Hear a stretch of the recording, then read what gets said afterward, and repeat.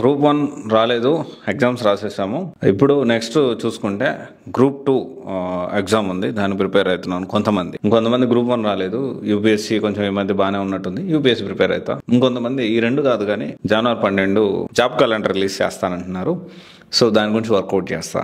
And ఇంకొంతమంది తెలంగాణలో కూడా జాబ్ క్యాలెండర్ రిలీజ్ చేస్తా అంటున్నారు. సో అసలు మొత్తం ఇన్స్టిట్యూట్స్ చూసుకుంటే ఈ గవర్నమెంట్ జాబ్స్ కి సంబంధించిన కోచింగ్ ప్రొవైడ్ చేసే ఇన్స్టిట్యూషన్స్ అన్ని యూట్యూబ్ లో తెగబోదరు కొడుతున్నారు. వాటికి వ్యూస్ కూడా బాగున్నాయి. వీళ్ళు చెప్పడం కూడా అంటే గ్రూప్ 1 మాకు సమాచారం ఉంది, గ్రూప్ 1 జాబ్స్ కూడా యాడ్ అవుతాయంట, కేసులు అన్ని క్లియర్ చేసుకుని వస్తారంట అని కొంతమంది నాకున్న అనుభవాన్ని బట్టి, నాకున్న ఎక్స్పీరియన్స్ ని బట్టి గ్రూప్ 1 వస్తుంది, నోటిఫికేషన్ వస్తుంది అని చెప్పి తెగ ఉదర కొడతా ఉన్నాయి. స్టూడెంట్స్ కూడా అది నిజమని నమ్ముతా ఉన్నారు. ఇక్కడ మనకి జాబ్ క్యాలెండర్ వచ్చే వరకు ఏ జాబ్స్ ఉంటాయి ఏంటి అనేది మేబీ అప్రాక్సిమేట్లీ అంచనా రావచ్చు, తప్పనట్లేదు. కానీ ఇక్కడ ఈ వీడియోలో మనం ఏం డిస్కస్ చేసుకోబోతున్నాం అంటే గ్రూప్ 1 గ్రూప్ 2 జాబ్ రాలేదు, మరి సాఫ్ట్వేర్ జాబ్ వస్తుందా, దాని గురించి మనం మాట్లాడుకుందాం. ఇంకో పాయింట్ కూడా మనం ఇంపార్టెంట్ మాట్లాడుకోవాలి.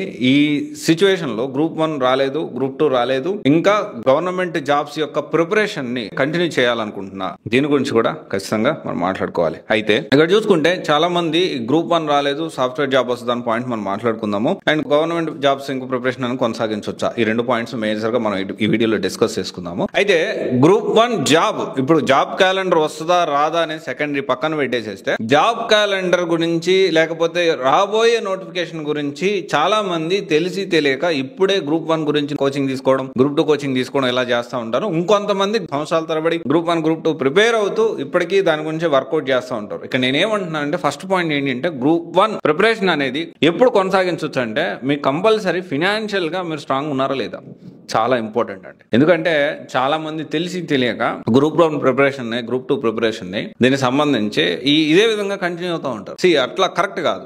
ఫినాన్షియల్ గా మనకి పేరెంట్స్ సపోర్ట్ చేస్తారు, ఎలాగైనా తినకైనా సపోర్ట్ చేస్తారు. కానీ ఫినాన్షియల్ గా మనం స్ట్రాంగ్ ఉన్నామా, మనకి డబ్బులు పెట్టే పరిస్థితి, ఆ స్తోమత అనేది మన తల్లిదండ్రులకు ఉందా లేదని ఖచ్చితంగా మనం పునరాలోచన చేసుకోవాలి. ఒకవేళ లేకపోతే నిజంగా నీకు డిజైర్ ఉంది, గ్రూప్ 1 గ్రూప్ 2 ప్రిపేర్ అవ్వాలి, సక్సెస్ అవ్వాలని ఆ కోరిక అనేది ఎక్కువగా ఉంది, బలంగా ఉందంటే నువ్వు ఏం చేయొచ్చు అంటే దానికి సంబంధించి పార్ట్ టైం జాబ్ లేకపోతే ఈ ఇంట్లో వాళ్ళని డబ్బులు అడగకుండా నీ డబ్బులు నువ్వు ఖర్చు పెట్టుకునే విధంగా ఉండడానికి ప్రయత్నం చేయాలి. అండ్ లేదు అంటే కంపల్సరీ కొంత గ్యాప్ తీసుకునైనా కానీ ఒక మంచి కెరియర్ సెట్ చేసుకున్న తర్వాత మళ్ళీ నువ్వు ఈ group 1 group 2 or civils preparation అనేది కంటిన్యూ చేయొచ్చు. అండ్ తర్వాత చాలా మంది ఇక్కడ ఇంకొక విషయం ఏంటంటే ఇలాంటి సిచ్యువేషన్ లో ఎదురే అతిపెద్ద అడ్డంకి ఏంటి అంటే సాఫ్ట్వేర్ సంబంధించి గ్రూప్ 1 నుంచి సాఫ్ట్వేర్ రావచ్చు. ఇక్కడ ఏంటి అంటే గ్రూప్ 1 ప్రిపరేషన్ కొనసాగించాలి అన్నా కానీ ఈ కెరియర్ గ్యాప్ అనేది రాకుండా మనం చూసుకోవాల్సిన అవసరం ఉంది.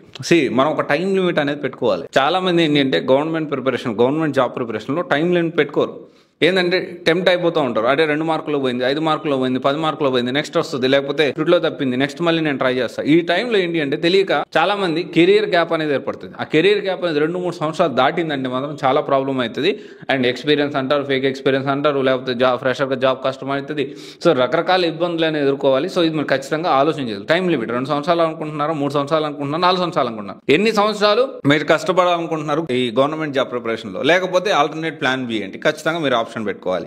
అండ్ తర్వాత వచ్చేసి నోటిఫికేషన్ వస్తుంది అని చెప్పి మాట్లాడుతూ ఉంటారు. సో దీని యూస్ ఏంటి అంటే ఇప్పుడు చాలా మంది అటు వెళ్ళే వాళ్ళు అటు వెళ్ళరు, రెండు తర్జన భర్జన పడతా ఉంటారు. Which is not correct. Notification ఎప్పుడు వస్తుందో అనేది వచ్చిందా కూడా మన ఎస్పెషల్లీ స్టేట్ దానికి సంబంధించి స్టేట్ ఏ ఎగ్జామ్స్ అయినా కానీ ఎప్పుడు నోటిఫికేషన్ వస్తుందో ఊహించడం చాలా కష్టం. అండ్ తర్వాత చూసుకుంటే చాలా మంది ఈ నోటిఫికేషన్ వస్తుంది అని చెప్పి పక్కింటి వాళ్ళు చెప్పారని, ఫ్రెండ్ చెప్పారని, వాళ్ళు చెప్పారని, వీళ్ళు చెప్పారని చెప్పి గవర్నమెంట్ జాబ్స్ లేకపోతే ఇంకొంతమంది మరీ దారుణంగా గర్ల్ ఫ్రెండ్ పోయి గవర్నమెంట్ ఎగ్జామ్ లేకపోతే ఈ సివిల్స్ ప్రిపేర్ అవుతుంది, నేను కూడా పోయి అదే ఇన్స్టిట్యూట్ లో జాయిన్ అయ్యి డబ్బులు కట్టి టైం పాస్ చేద్దాం అనుకుంటారు. సో మీకు చాలా ఇబ్బంది అవుతుంది, గుర్తుపెట్టుకోండి. అండ్ ఇంకొకటి వచ్చేసి ఏంటి అంటే ఎన్ని ఇయర్ ప్రిపరేషన్ ఉండాలి అనేది కంపల్సరీ టైం సెట్ చేసుకోవాలి మనం, 4 years 3 years అనేది. అండ్ గవర్నమెంట్ జాబ్స్ ప్రిపరేషన్ అవ్వాలి అనుకునే వాళ్ళు కంపల్సరీ కొన్ని పాయింట్స్ కన్సిడర్ చేసుకోండి. ఫినాన్షియల్ గా మీరు స్ట్రాంగ్ ఉన్నారా లేదా, లేకపోతే దానికి ఆల్టర్నేట్ ఏంటి, ప్లాన్ బి ఉందా లేదా, ఎక్కువ కెరీర్ గ్యాప్ రాకుండా చూసుకోవాలి. నోటిఫికేషన్ ఎప్పుడు వస్తుందో మనకు తెలియదు కాబట్టి దాని బేసిస్ లో మనం ఎప్పుడు ప్రిపేర్ అవ్వకూడదు. సో మనం లాంగ్ టైమ్ లో మనం ప్రిపేర్ అవ్వాలనుకుంటే దాన్ని ఫోకస్ గా పెట్టుకొని మనం వర్కౌట్ చేయడం బెటర్.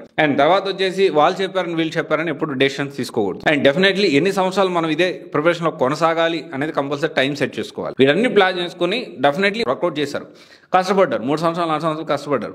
ఇప్పుడు నేను గవర్నమెంట్ జాబ్ ప్రిపరేషన్ నుంచి సాఫ్ట్వేర్కి ఎంటర్ అవ్వచ్చు, 100% ఎంటర్ అవ్వచ్చు. గుర్తుపెట్టుకోండి, సాఫ్ట్వేర్ జాబ్ తెచ్చుకోవడం అనేది ఇప్పుడు కొంతమందికి అది కష్టంగా అనిపించవచ్చు, కానీ ఒక 6 నెలలు మనం కష్టపడ్డామంటే ఖచ్చితంగా మంచి ప్యాకేజ్ తోటి మంచి కంపెనీలో మన కెరియర్ స్టార్ట్ చేయొచ్చు. చాలా మంది ఈ విధంగా కెరియర్ గ్యాప్ వచ్చి గవర్నమెంట్ జాబ్ ప్రిపేర్ అయ్యి సక్సెస్ కాలేని అందరూ కూడా 99%. మన సక్సెస్ రేషియో గవర్నమెంట్ లో ఎంత ఉంటుంది, జాబ్ లో 1% లోపలే ఉంటుంది, కొన్నిట్లయితే 0.01% ఉంటుంది. అండ్ 99% మళ్ళీ software, non IT or IT other jobs అనేవి ఎత్తుక్కుంటూ ఉంటారు, వాళ్ళ కెరియర్ లో సెటిల్ అవుతారు. సో ఇక్కడ అందరూ ప్రతి ఒక్కరు అర్థం చేసుకోవాల్సిన విషయం ఏంటి అంటే, జీవితంలో ఎలాగైనా బతకొచ్చు మనం. దానికి ఈ జాబ్ వస్తే నేను బతుకుతాను, ఆ జాబ్ వస్తే నేను బతుకుతాను అలేం లేదు.